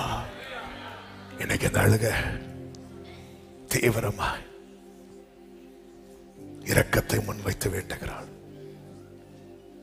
நான்காவது, ராஜாவுக்காக நிற்கிறாள். 1 சாமுவேல் 25வது அதிகாரம் அதனுடைய 37வது வசனத்தை வாசிங்க. பொழுது விடிந்து நாபாலின் வெறி தெளிந்த பின்பு அவன் மனைவி இந்த வர்த்தமானங்களை அவனுக்கு அறிவித்தாள். அப்பொழுது அவன் இருதயம் என்ன அறிவிக்கிறான்னா, ராஜா சைடுல நிக்கிறான். இப்போ நல்ல கவனமா கேளுங்க. ஆவி மாம்சத்துக்கு விரோதமாகவும் மாம்சம் ஆவிக்கு விரோதமாகவும் போராடுகிறது. நாம எந்த பக்கம் நிக்கிறோமோ அது ஜெயிக்கும். நம்ம எந்த பக்கம் நிக்கிறோமோ அது ஜெயிக்கும். இப்போ நாபாலா தாவீதா நடுவுல நிக்கிறாங்க. யார் நிக்கிறாங்கன்னு அபிகாயில் நிக்கிறா. இதுவரை நாபாலுக்காக நின்றால், நாபாலோடு நின்றால், இனி இந்த மாம்சத்தோடு நிக்க கூடாது, இனி ராஜாவோடு நிக்கணும். ராஜாவுக்காக நின்னா பாருங்க, 10 நாள்ல நாபால் அவுட். நீங்க கர்த்தருக்காக நின்று பாருங்கள், மாம்ச கிரியைகள் உங்களில் செயல்படாதபடிக்கு ஆவியானவர் அதை சுட்டரிப்பார். இன்னைக்கு நின்னு பாருங்க, இன்னைக்கு நின்னு பாருங்க. ஆமென். உலகமா உன்னதமா நின்னு பாருங்க. ஏன் நாபால் இதுவரை தலை தூக்குகிறான்? இந்த அபிகாயிலுக்கு இதுவரை யார தெரியாது தெரியுமா? இவள் இதுவரை ராஜாவை சந்திக்கவில்லை. உள்ளான மனுஷன் ஆவி மாம்சத்துக்கு விரோதமாய் இச்சிக்கிறது, மாம்சம் ஆவிக்கு விரோதமாய் போராடுகிறது. நம்ம எந்த பக்கம் நிக்கிறோமோ அது ஜெயிக்கும். நம்ம எந்த பக்கம் நிக்கிறோமோ அது ஜெயிக்கும். லோத்து மட்டும் காக்கப்பட காரணம் என்ன? லோத்தின் வீட்டுக்குள்ள யார் இருக்கிறாங்க தெரியுமா? தூதர்கள் இருக்கிறாங்க. அவங்க சோதம் பட்டணத்தார் நெருங்கிறதும் லோத்தை கையை பிடிச்சு வீட்டுக்குள்ள இழுக்கிறாங்க. அதன் பிறகு சோதம்ல இருந்து வெளியே கொண்டு போறாங்க. உள்ள யார் இருக்கிற? நம்ம எந்த பக்கம் நிக்கிறோம்? லோத்து வரான், சோதமின் பட்டணத்தார் வராங்க. அவங்க வீட்டுல 2 புருஷர்கள் வந்திருக்கிறாங்க. அவர்களை அறியும்படிக்கு என்ன ஒரு கொடூர பாவம் அந்த சோதம்ல நடந்தது. அதுதானே இன்னைக்கு தலைவரி தாடி கொண்டிருக்கிறது. எத்தனை அரசாங்கங்கள் அதை அப்ரூவ் பண்ணி இருக்கிறாங்க. அதுக்குன்னு பெரிய ஃபங்க்ஷன் வைக்கிறாங்க, பெரிய பெரேடு நடத்துறாங்க. எவ்வளவு அருவருப்பா போயிட்டு இருக்கு. அந்த அருவருப்பு நடந்து கொண்டிருக்கிறது. இப்பொழுது சோதம் பட்டணத்தார் அவனை நெருங்கின போது அவன் அவருக்காக நிற்கிறான். அவருக்காக நிற்கிறான். அவருக்காக நின்னா பாருங்க, அவங்க யார் அவனை தொடாதபடிக்கு அவர் அவனை கையை பிடித்து இழுத்தார். இன்னைக்கு ஒவ்வொரு தேவ பிள்ளையும் புரிஞ்சு கொள்ளணும். இங்க இருந்து புறப்படுகிற நாபாலுக்காக நிக்க போறோமா? கர்த்தருக்காக நிக்க போறோமா? மாம்சத்துக்காக நிக்க போறோமா? ஆவிக்காக நிக்க போறோமா? ஆமென். பொழுது விடைந்த போது இந்த வர்த்தமானங்கள் ராஜாவை ராஜா சார்பாக பேசுறான். அபிகாயில் இதை கேட்டதும் பைபிள் என்ன சொல்லுது தெரியுமா? 38வது வசனம், கர்த்தர் நாபாலை வாதித்தார். ரோமர் 8:13 வாசியுங்கள். ரோமர் 8:13. மாம்சத்தின்படி பிழைத்தால் சாவீர்கள், சாவீர்கள். ஆவியினாலே இனி நான் என்ன இருந்தாலும் நாபால் தான்ப்பா, நாபால் தான்ப்பா. மாம்சத்தின்படி பிழைத்தால் சாவீர்கள், ஆவியினாலே சரீரத்தின் செய்கைகளை அழித்தால் பிழைப்பீர்கள். அபிகாயிலே, உனக்கு இனி லைஃப் இதுதான். உனக்கு நீ லைஃப் வேணும்னா நாபால் சாகணும். உனக்கு நீ வாழ்க்கை வேணும்னா இந்த சரீரத்தின் செய்கைகள் இருக்குல்லவா, இந்த மாம்ச கிரியைகள், அது அழியணும். இல்லைன்னா நோ லைஃப். உனக்கு லைஃப் வேணுமா? நானோ அவைகளுக்கு ஜீவன் உண்டாயிருக்கவும் பரிபூரணப்படவும். அபிகாயிலே, நீ டிசைட் பண்ண, நீ டிசைட் பண்ண. மாம்சத்தின்படி இல்ல நாபாலோடு தான் அப்படின்னா நாளைக்கும் தாவீது வர்றதுக்கு வாய்ப்பு இருக்கு. இனி அவர் வரப்போகிறார். கோபத்துல வந்தாரு, இரக்கத்தை வாங்கிட்ட. இனி அவர் உன்னை அழைத்து போக தான் வரணும். உனக்கு லைஃப் வேணுமா? நாபால் சாகணும். அபிகாயிலே உனக்கு லைஃப் வேணுமா? நாபால் சாகணும். நாபால் சாகலைன்னா இல்ல, மாம்சத்தின்படி விளைத்தால் நீங்க செத்துருவீங்க. இவ போறா. வேதம் சொல்லுது, கர்த்தர் நாபாலை வாதித்ததினால் 38 ஏறக்குறைய 10 நாளுக்கு பின்பு. அப்ப ஒரு காரியம் தெளிவாய் தெரியுது பாத்தீங்களா? நம்ம கொஞ்சம் ஸ்ட்ராங்கா நின்னா போதும், சீக்கிரமா விடுதலை கிடைக்கும். கொஞ்சம் நம்ம என்ன பண்றது தெரியுமா? இதெல்லாம் என்னால முடியாது, இதெல்லாம் விட முடியாது. ஆமே. கடந்த நாள்ல ஒரு சின்ன ஒரு கிளிப் பார்த்தேன். அந்த கிளிப்ல ஒருத்தங்க வந்து ஏதோ ஒரு ஃபுட்டை வந்து அவாய்ட் பண்ணாங்களாம். அப்ப அது எப்படி, இது எல்லாருமே காமனா எடுக்கிற ஃபுட்டு தானே, நீங்க எப்படி இதை அவாய்ட் பண்ணீங்க அப்படி கேட்கும்போது அவங்க சொல்றாங்க, ஒரு 30 நாள் நீங்க வந்து எடுக்காம பாருங்க, அதுக்கப்புறம் பழகிரும் அப்படின்னா.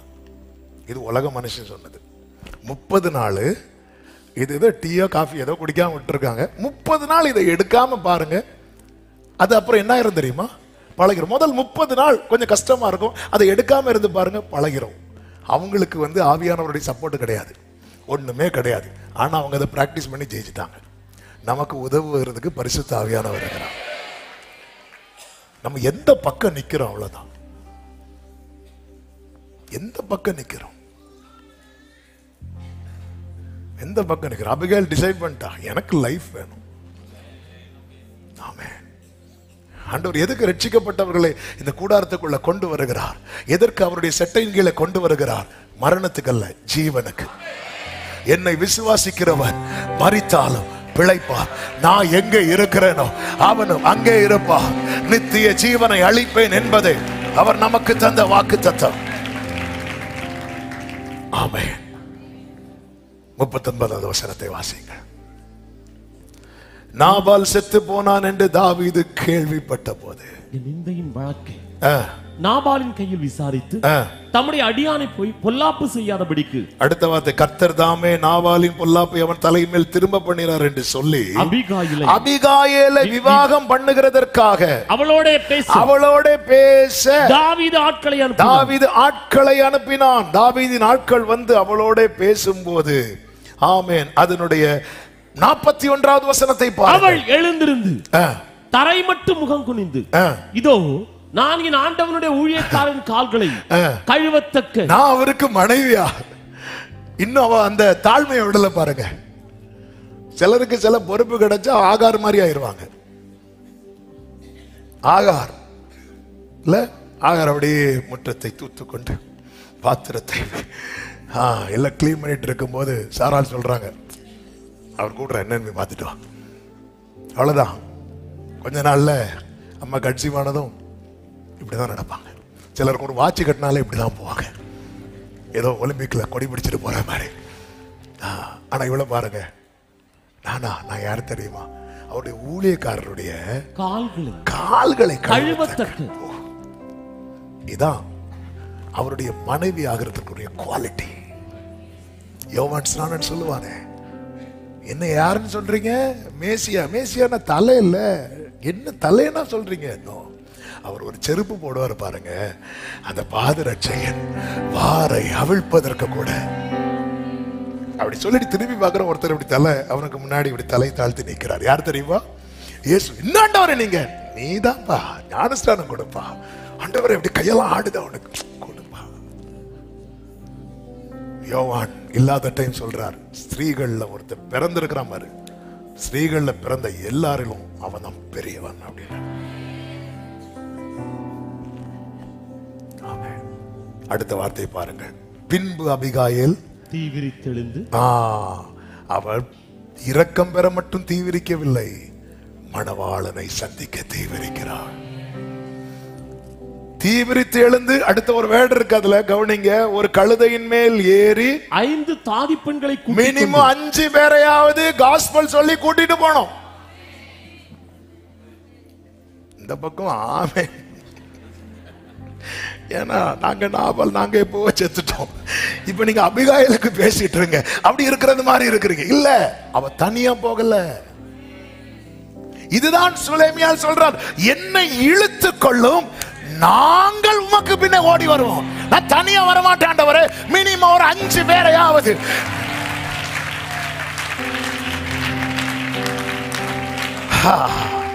ஆபிகாயில் 5 பேர், யூதனுடைய வஸ்திர தொங்கல 10 பேர்.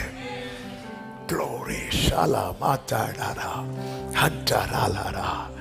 5 தாதி பெண்களை கூட்டிக் கொண்டு தாவீதின் ஸ்தானாபதிகளுக்கு பின் சென்று அவனுக்கு மனைவியானா. ஜீசஸ், அந்த மணவாளன் வருகிறான். Thank you, Holy Spirit. அவர் அனுப்புவார். அன்று தாவீது தன் ஆட்களை அனுப்பினார். நமக்காக அனுப்பப்பட்டவர் பரிசுத்த ஆவியானவர். அவர் வந்து நம்மை சகல சத்தியத்துக்குள்ள நடத்தி மத்திய வானிலை இயேசு வரும்போது அந்த மணவாள நாம் இயேசு இடத்துல நம்மை கொண்டு போய்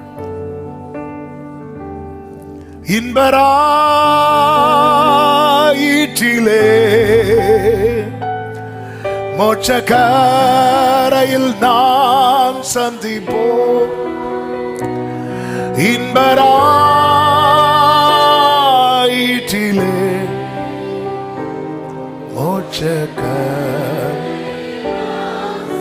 நெருக்கத்திலிருந்து விடுதலை பெற மட்டுமல்ல அவள் தீவிரம் காண்பித்தாள். இன்னைக்கு நிறைய பேர் நெருக்கத்திலிருந்து விடுதலை கட்டதும் அப்படி அமைதியாயிடுறாங்க. அதனால நாபால் திரும்பவும் தலை தூக்குறான். ஒரு பிரச்சனையிலிருந்து இன்னைக்கு நிறைய பேர் ஒரு தேவைக்காக தேடுகிறவர்களா இருக்கிறார்கள். நம்முடைய தேவையே என்ன தெரியுமா? ஜீவன். எல்லாரும் சொல்லுங்க பார்க்கலாம், ஜீவன். ஜீவன். எல்லாரும் சொல்லுங்க, ஜீவன். I am the life and resurrection என்று ஜீசஸ் சொல்றார். நானே உயிர்த்தெழுதலும் ஜீவனுமாய் இருக்கிறேன். ஒரு மறு வாழ்வு கொடுக்கிறார் அபிகாயிலுக்கு. அவ அதுல உறுதியா நிற்கிறார். ஏனேனா நாபால் இந்த மாம்சத்துக்கு அல்ல, இனி எனக்காக மாம்சமாய் வந்தார் அல்லவா, அவருக்கு உறுதியா நின்று ஜெயிக்கிறார். நாபால் செத்து போனதை கேள்விப்பட்டதும் ஆள் அனுப்புறார். இப்ப அழிக்கிறதுக்கு அல்ல, இப்பொழுது அழைத்து போவதற்கு. ஆண்டவரோடு செல்வதற்கு தடையாயிருக்கிற இப்படிப்பட்ட மாம்ச கிரியைகள் அழியணும். என்ன செய்யணும்? அவர் பக்கம் நிக்கணும். அவ்வளவுதான். உம்மாலே நான் ஒரு மதிலை, எந்த மதிலையும் தாண்ட முடியும் அவரால். என்னை பலப்படுத்துகிற கிறிஸ்துவினாலே எல்லாவற்றையும் செய்ய.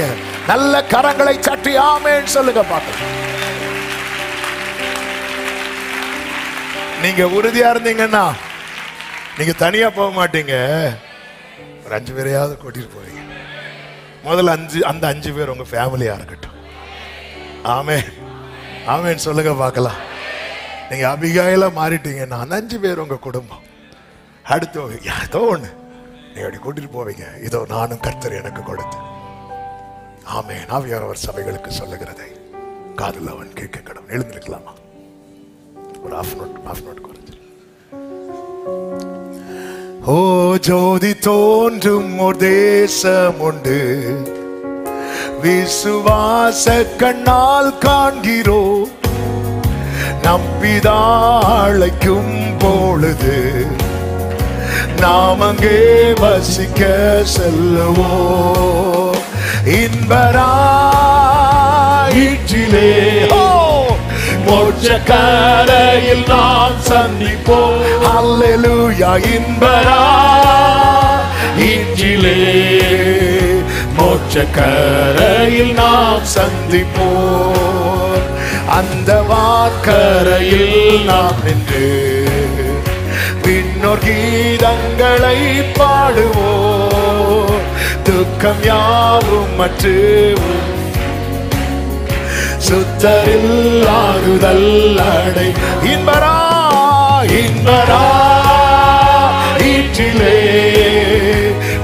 மோட்சக்கரையில் நாம் சந்திப்போம்.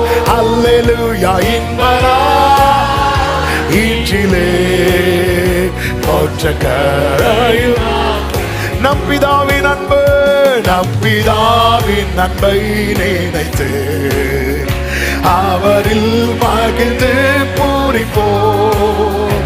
மீட்பின் நன்மைகளை உணர்ந்து அவரை வணங்கி துதிப்போம். இன்பரா இன்பரா. ஒருவரும் இதை இழக்காதபடிக்கு மாம்ச கிரியைகள் அழியத்தக்கதாய் எங்களை சுத்திகரிப்பீராக. மோட்சக்கரையில் சாவற்றோர் பூரிக்கும், சாவற்றோர் பூரிக்கும் தேசத்தில் சந்திப்போம், ஆடுவோம் பாடுவோம். துக்கம் நோவழிந்த ஸ்தலத்தில் சேமமாய் நாம் இளை பாருவோம். இன்பரா இன்பரா ஈற்றிலே மோட்சக்கரையில் நாம் சந்திப்போம். நம்பிக்கையோடு நம்பிக்கையோடு ராஜா அழைத்து போக வருகிறார். ஆமென். அந்த மோட்சக்கரை அடைந்து, அந்த மோட்சக்கரை அடைந்து வானசேனையுடன் களிப்போம். நம் தொல்லை யாத்திரை முடித்து விண்கிரீடத்தை நாம் தரிப்போம். இன்பரா ஈற்றிலே மோட்சக்கரையில் நாம் சந்திப்போம். அல்லேலூயா. இன்பரா ஈற்றிலே மோட்சக்கரையில் அங்கே நம் ரட்சகர், அங்கே நம் ரட்சகர் என்றோ ஆளுகை செய்து வீற்றிருப்பார். துக்கம் நோய் சாவுகள் நீங்கிடும். தேவன் நன் கண்ணீரை தோல். ஆமென். இன்பரா மோட்சக்கரையில் சந்திப்போம். ஆமென். இன்பரா ஈற்றிலே தூதர் சூழ்ந்து நின்று, தூதர் சூழ்ந்து நின்று பாடுவார். கேட்டு நாம் யாவரும் மகிழுவோம். பக்தர் அங்கே முடி சூட்டுவார். ஓர் முடி அங்குண்டு. ஆமென். இன்பரா ஈற்றிலே ஓர் முடி அங்கு உண்டு நமக்கோ. ஆமென் ஆமென் ஆமென். இன்பரா ஈற்றிலே மோட்ச. அந்த சரணத்தை மறுபடியும் பாடுங்கள். தூதர் சூழ்ந்து, தூதர் சூழ்ந்து நின்று பாடுவார். கேட்டு நாம் யாவரும் மகிழ்வோம். பக்தர் அங்கே முடி சூட்டு. இந்த வார்த்தை சொல்லுங்க. ஓர் முடி அங்குண்டு எனக்கும். ஆமென். இன்பரா ஈற்றிலே மோட்சக்கரையில். ஹல்லேலூயா. இன்பரா ஈற்றிலே மோட்சக்கரை. மறுபடியும் தூதர் சூழ்ந்து நின்று, தூதர் சூழ்ந்து நின்று பாடுவார். கேட்டு நாம் யாவரும் மகிழ்வோம். பக்தர் அங்கே முடி சூழ்ந்து. சத்தமாய் ஓர் முடி. மறுபடியும் சொல்லுங்க. தூதர் சூழ்ந்து, தூதர் சூழ்ந்து நின்று. எனக்கும் அங்கே ஒரு முடி உண்டு, எனக்கும் அங்கே கிரீடம் உண்டு. எத்தனை பேர் நம்புறீங்க? ஆமென். ஒரு முடி அங்குண்டு. இன்பரா இன்பரா சரபகலபரா. ஹல்லேலூயா. இன்பரா ஈற்றிலே மோட்சக்கரையில். இன்பரா இன்பரா. ஓரமா சேகரே. ஆமென். ஜீசஸ். என் உற்றார் போய்விட்டார், என் உற்றார் போய்விட்டார் முன்னங்கே. ஆயினும் நான் சந்திப்பேன் அவர் கூட்டத்தில். நான் விண்ணிலே ஒப்பற்ற பேரின்பம் இன்பரா இன்பரா ஈற்றிலே மோட்ச கரையில் நாம் சந்திப்போம். இன்பரா ஈற்றிலே மோட்ச ஏழைக்கும் மாளிகை ஏழைக்கும் மாளிகை அங்குண்டே என்று நல்மீட்பர் அழைக்கிறார். மாந்தர் யாவருக்கும் இடமுண்டே. எல்லாரும் வாருங்க. ஏழைக்கு மாளிகை ஏழைக்கும் மாளிகை அங்குண்டு. அவர் அழைக்கிறார். உன்னை இழக்க விரும்பாதவர் உன்னை அழைக்கிறார். சரபகரமஜரரே இன்பரா இன்பரா ஈற்றிலே சரபரே ஈற்றிலே மோட்ச கரையில் நாம் சந்திப்போம். இன்பரா ஓரமதனரே glory இன்பரா மோட்ச கரையில் நல்ல கரங்களை சட்டி நல்ல கரங்களை சட்டி ஆமென். கர்த்தாவே சீக்கிரம் வாருமே. சோலரே மாமரே ரிமமரே அஞ்சனரே ரிமமா கலரா ரிம சஞ்சனரே ரீடரல ரதரனா. ஆண்டவரே ஆண்டவரே உமக்கு தெரியும்பா, இந்த பிரமாணத்தின்படி நன்மை செய்ய வேண்டும் என்கிற ஆசை எங்களுக்குள்ள இருந்தாலும் அதற்கு விரோதமாக எங்கள் அவயவங்களில் போராடுகிற ஒரு பிரமாணம். ஆவியானவர் எங்களுக்கு உதவி செய்வீரா. மாம்சம் பக்கம் நிற்க கூடாது. வலது கரத்தை உயர்த்தி இடது கரத்தை இருதயத்தில் வைத்து நான் உமக்கு மனவாட்டி ஆகணும். என்னில் உள்ள நாபால் அழியட்டும், அபிகாயில் வெளிப்படட்டும். என்னில் உள்ள நாபால் அழியட்டும். இனியும் இந்த நாபால் விருந்துண்டு மாம்சம் மனசு விரும்புறத செய்யற வேண்டாம்பா. உமக்கு பிரியமானது உமக்கு பிரியமானது. ஆவியானவரே நீங்க பேசுனீங்க, நீங்க விதைச்சிருக்கிறீங்க. பின்மாறிய ஓட்டி இந்த வார்த்தை ஒவ்வொருவரிலும் முளைக்க பண்ணுவீரா. அவர் வரும் நாளினில் என்னை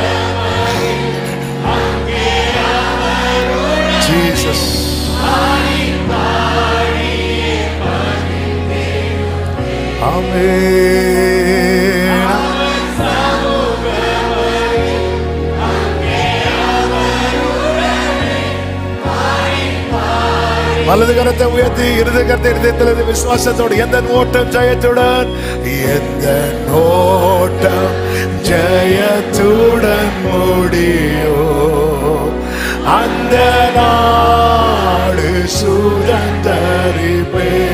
அவர்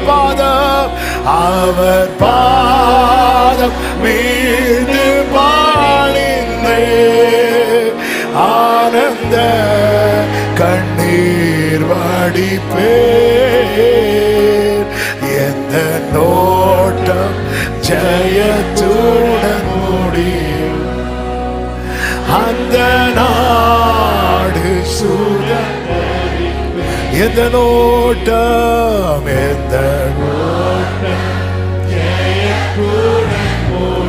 அந்த நாடு சுதந்தரிப்பே. பரிசுத்த பிதாவே, நல்ல தகப்பனே, உம்முடைய பிரசன்னத்துக்காக நன்றி. இந்த நாளில் உங்க சமூகத்தில் எங்களை கிருபையாய் அழைத்து கொண்டு வந்து பாட துதிக்க ஆராதிக்க ஜெபிக்க வைத்த அன்புக்காக ஸ்தோத்திரம். எங்களோடு பேசினே ஆண்டவர் ஒரு தகப்பனா எங்களை சிட்சிக்கிறேன். எங்களில் உள்ள நாபால் அழியவும் அபிகாயில் வெளிப்படவும் உமக்கு சொந்தமாகவும் நீர் எங்களை நடத்துகிற கிருபைகளுக்காக நன்றி அப்பா. இனியும் நாபால் எங்களில் வளராதபடி, மாம்சம் எங்களில் ஓங்கி நிற்காதபடி, எங்கள் உச்சம் தலை முதல் உள்ளங்கால் வரை எங்கள் ஆவி ஆத்மா சரீரம் முழுவதையும் நீர் ஆட்கொள்வீராக என்று உம்முடைய சமூகத்தில் எங்களை அர்ப்பணித்து ஜெபிக்கிறோம் அப்பா. ஒவ்வொருவரை ஆட்கொள்ளும், ஆயத்தப்படுத்தும், அநேகரை உமக்கு நேராய் திருப்பத்தக்கதாய். எப்படி அபிகாயில் 5 தாதி பெண்களோடு ஆண்டவரே ராஜாவை சந்தித்தாலும் அப்படி நாங்கள் உம்மை நாளை சந்திக்கும் போது வெறுமையாய் நிற்காதபடிக்கு கர்த்தாவே எங்களுக்கு அந்த கிருபையும் உணர்வையும் தந்து அநேகரை இழுத்து கொள்ள கிருபை செய்வீராக என்று ஜெபிக்கிறோம். உம்முடைய கரங்களில் அர்ப்பணிக்கிறோம். ஒவ்வொருவரையும் ஆட்கொள்ளும். தேவ சமாதானம் கிருபை சூழ்ந்து கொள்ளட்டும். எல்லா கன மகிமையும் ஒருவருக்கே செலுத்துகிறோம். இரட்சகர் இயேசுவின் நாமத்தில் பிதாவே, ஆமென். சேர்ந்து சொல்லுவோம். என் ஆத்துமாவே கர்த்தரை ஸ்தோத்திரி, முழு உள்ளமே அவருடைய பரிசுத்த நாமத்தை ஸ்தோத்திரி. என் ஆத்துமாவே கர்த்தரை ஸ்தோத்திரி, கர்த்தர் செய்த சகல உபகாரங்களை மறவாதே. ஆமென். நம்முடைய கர்த்தராகிய இயேசு கிறிஸ்துவின் கிருபையும் பிதாவாகிய தேவனுடைய அன்பும் பரிசுத்த ஆவியானவருடைய ஐக்கியமும் சிநேகமும் பாதுகாவலும் நம் அனைவரோடும் எல்லா பரிசுத்தவான்களோடு கூட கர்த்தருடைய வருகை மட்டும் தங்கி இருப்பதாக. ஆமென். ஹல்லேலூயா. God bless you. கர்த்தர் உங்களை ஆசீர்வதிப்பாராக. ஆமென்.